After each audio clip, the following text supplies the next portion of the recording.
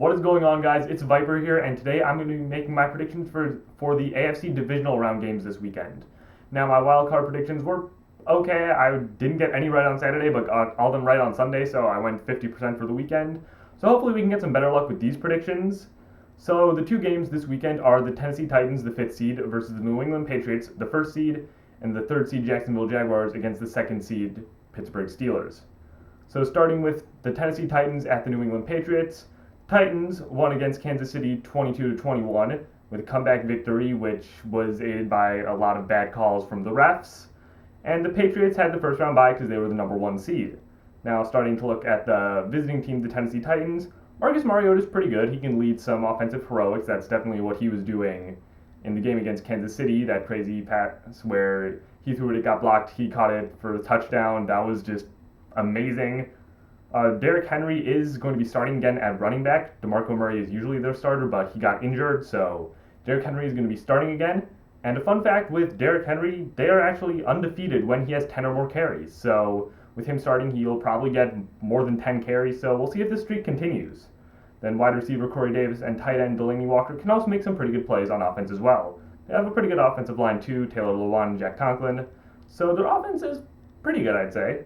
Then their defense can make some pretty good plays. They have Jarrell Casey, Brian Arakpo, Kevin Byard, and one of the big pieces that I'm going to be really watching out for in this game is Logan Ryan. For those of you who don't know, Logan Ryan is a former New England Patriots cornerback who was signed by the Tennessee Titans this past offseason when the Patriots decided to get Stephon Gilmore instead of him. And it's going to be really interesting to see how he goes against Tom Brady in his first game on the opposite team as Tom Brady. Ryan won 2 Super Bowls with the Patriots and spent his whole career before this year on the Patriots. So he has a lot of experience seeing Tom Brady in practice, and he knows how Brady will play. So it's going to be really interesting to see the intel that he could bring to this game for the Titans. I think that he really could be a turning point for this matchup. Now looking at the home team for this matchup, the New England Patriots, they're just in general one of the best teams in football. Tom Brady is arguably the best quarterback of all time. Gronk is already up with the top tight ends of all time. Brandon Cooks is just really fast, and James White is a great all-around running back. They also have some other fairly good guys at running back. They have Rex Burkhead and Mike Gillislee who can make plays when needed, and overall their offense is something that opposing defenses should be pretty scared of, especially when you have Tom Brady and Bill Belichick as the quarterback and coach duo, probably one of, if not the most iconic quarterback and coach duo of all time. Now the Patriots defense is, I would say, good, but they definitely do need some work, in my opinion, especially with linebackers and a little bit on the defensive line. Malcolm Butler, Devin McCourty, and Stephon Gilmore make up a pretty decent secondary for the Patriots, but I think their defense needs a little more work. Their defense is not the strongest part of that team. The offense definitely is way stronger, and during the Tom Brady era almost always has been stronger. But nonetheless, the firepower that Tom Brady, Gronk, Belichick, they can all do what they can do with their offense is why I'm going to pick the New England Patriots to win this game. And the second AFC Divisional round game that will be played this weekend is the Jacksonville Jaguars at the Pittsburgh Steelers. Now, in the wild card game, the Jaguars beat the Buffalo Bills 10-3, and the Steelers had a first round bye. Now, this is another very interesting game because the Jaguars actually played Pittsburgh in the regular season and in Pittsburgh and won 30-9 in October. Jaguars defense is still elite. A.J. Boye, Jalen Ramsey, Calais Campbell, Paul Posluszny, Malik Jackson, a bunch of other guys who I'm not naming. Their defense is just in general one of, if not the best defense in football, in my opinion. And I think that the flashbacks to what happened in October when they played the Steelers might get into Big Ben's head a little bit, but I don't know. I think that might have just been an off game for him. A lot of players will have those games where if it's a good player, everyone's going to have a bad game sometime, and Ben Roethlisberger just had a really bad game against the Jaguars earlier this season. Now, looking at the Jaguars' offense, they're very reliant on Blake Bortles' play. If he plays elite, then their offense looks amazing. If he plays good or bad, just good or bad, then their offense isn't good.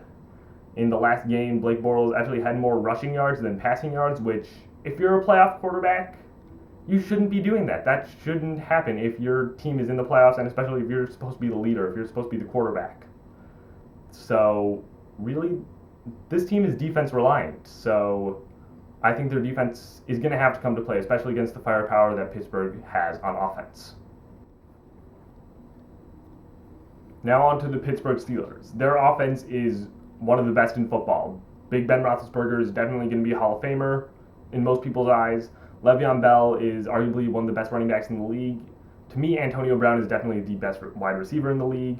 They also have Martavis Bryant and Juju Smith-Schuster as some other good wide receivers on the team in a lesser role as opposed to Antonio Brown.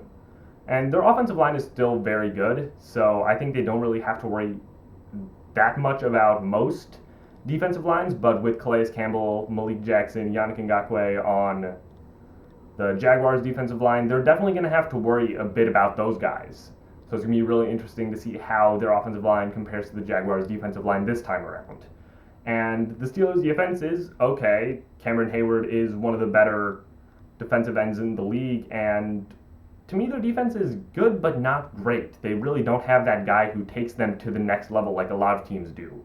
And especially without Ryan Shazier, who suffered a back injury, hope he's having a speedy recovery, they really aren't what they are with him. So without him for this game, it's going to be interesting to see how Pittsburgh's defense can perform against a mediocre to elite Jacksonville offense that I think Blake Bortles could potentially really take advantage of.